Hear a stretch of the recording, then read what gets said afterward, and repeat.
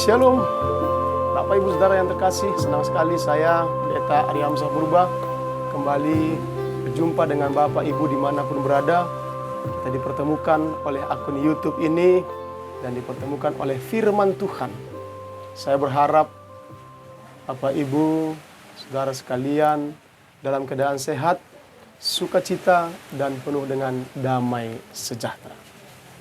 Sebelum saya menjelaskan teks firman Tuhan, saya berharap secara pribadi kita berdoa dan mempersiapkan Alkitab kita masing-masing yang diambil dari Yakobus 3 ayat 13 sampai dengan ayat yang ke-18. Saya bacakan judul besarnya, dikatakan demikian, hikmat yang dari atas. Saya bacakan di ayat yang ke-13 saja, demikian firman Tuhan. Siapakah di antara kamu yang paling bijak dan berbudi, baiklah ia dengan cara hidup yang baik, menyatakan perbuatannya oleh hikmat yang lahir dari kelemah lembutan. Setelah membaca teks firman Tuhan ini, saya teringat dengan sebuah cerita tentang pertikaian kosmis. Konon katanya terjadi sebuah pertikaian besar untuk memperebutkan, mempersoalkan siapa yang paling besar, siapa yang paling hebat, dan siapa yang paling pantas di pertuan di seantero jagat raya ini. Semuanya terlibat dalam pertikaian ini. Matahari, bulan, bintang, gunung-gunung, bahkan gurun, semuanya terlibat. Bahkan kaisar sekalipun terlibat dalam pertikaian ini. Sebenarnya matahari tidak ingin pertikaian ini terjadi. Tetapi demi menghargai perasaan daripada yang lain, dia berusaha tetap untuk datang ke gelanggang pertikaian. Dan semua mempertontonkan, mempertunjukkan kehebatan masing-masing, sembari mempertunjukkan kelemahan lawan-lawannya. Tiba-tiba sampailah giliran matahari. Dia perlahan-lahan menutupi dirinya, menyelubungi dirinya, dan menyembunyikan dirinya. Apa yang terjadi, saudaraku? Semuanya merasa heran dan merasa gelap. Tiba-tiba bulan pun menjadi beku, gelap, tidak bercahaya, seperti seorang buta yang kehilangan tongkatnya. Kemudian gunung-gunung menggigil kedinginan, diselubungi, diliputi oleh es. Gurun sepi dan beku, dan sungai-sungai menjadi kehabisan air dan tergolek begitu saja. Awan-awan lumpuh dan tidak mampu naik atau turun karena tidak ada cahaya dari matahari. Bahkan kaisar sendiri pun hampir mati beserta seluruh rakyatnya. Akhirnya perlahan-lahan matahari menunjukkan identitasnya, menunjukkan kembali cahayanya, menunjukkan dirinya sebagaimana adanya, dan menyingkapkan selubungnya sedikit demi sedikit. Saatnya keterikannya pulih, dan semua ciptaan yang lain, gunung-gunung, bintang, gurun, dan lain sebagainya datang bersujud kepada matahari, memohon ampun, meminta maaf, dan mengakui kemaharajaan matahari. Tetapi matahari mengungkapkan apa yang ada di luar akal dan pikiran daripada yang lain itu. Dia berkata, aku bukan penguasa semesta. Aku bukanlah Tuhan. Aku tidak pantas untuk disembah.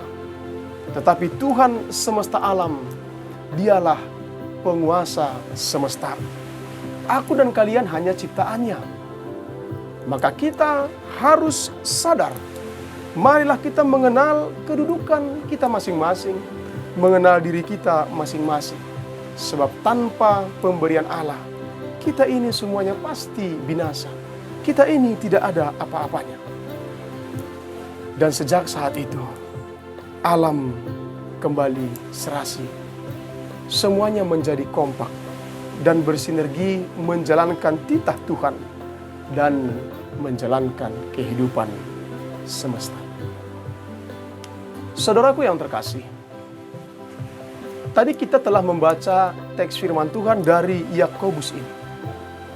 Kitab Yakobus ini ditujukan kepada orang Kristen Yahudi untuk membimbing anggota jemaat, menuntun anggota jemaat keluar dari pemahaman yang salah tentang iman Kristen, menuju kehidupan yang benar, membimbing anggota jemaat untuk hidup yang benar dalam hal iman dan perbuatan, dalam hal iman dan sikap, dalam hal iman dan perkataan, sehingga semuanya harus dibungkus di dalam hikmat dan kebijaksanaan yang datangnya dari ilahi.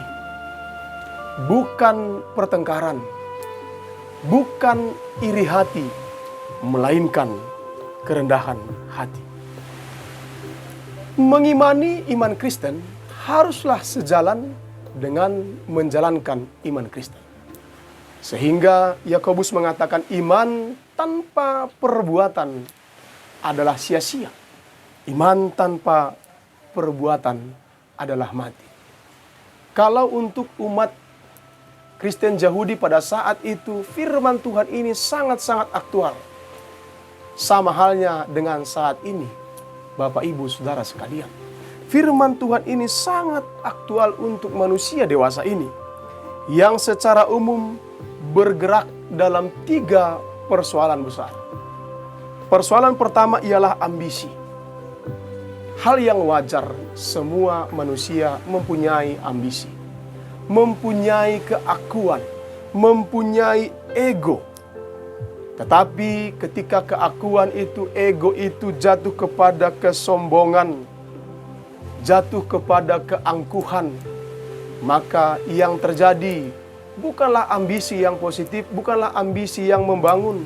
Semua manusia memang ingin menjadi ini, ingin menjadi itu, ingin menjadi seperti ini, ingin menjadi seperti itu. Tapi kalau itu tidak dikendalikan dengan baik, maka akan terjatuh kepada persoalan yang kedua. Ambisi akan beralih kepada kompetisi.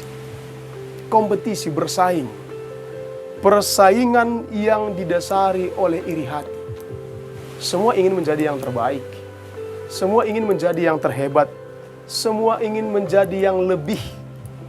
Dan akhirnya manusia itu mementingkan diri sendiri dan berusaha mengalahkan orang lain.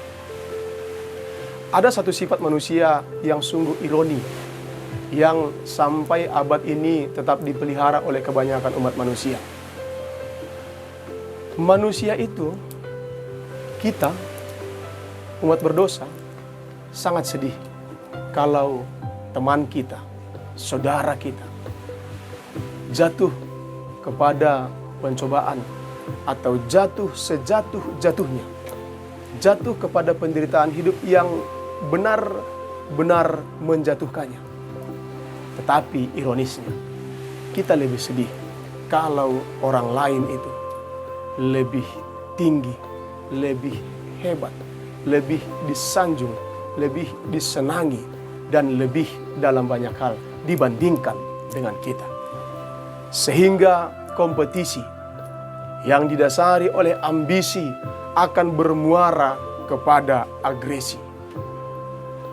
Saling serang, saling tuding, saling tuduh-menuduh, saling menjatuhkan.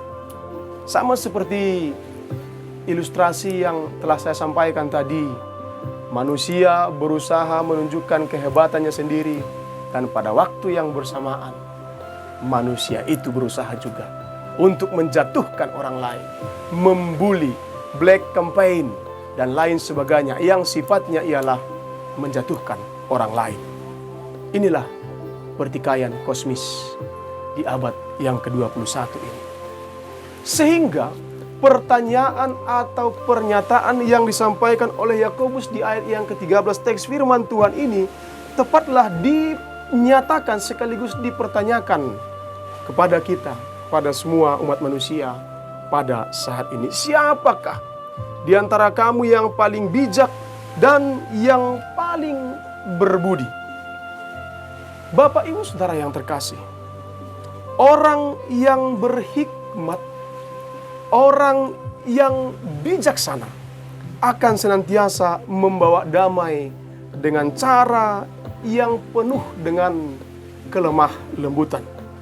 Dan sebaliknya, orang yang memegahkan diri, menyombongkan diri, ialah orang yang jauh dari kebenaran. Dan apa yang ia lakukan itu adalah tindakan yang melawan kebenaran. Sehingga orang yang sombong, orang yang penuh dengan iri hati, akan menjadi orang-orang yang penuh dengan dusta. Dan buahnya ialah iri hati yang bermuara kepada kekacauan. Saudaraku yang terkasih, hikmat ilahi membawa kita kepada relasi yang baik dengan sesama manusia. Di ayat yang ke-17, teks firman Tuhan ini dikatakan demikian.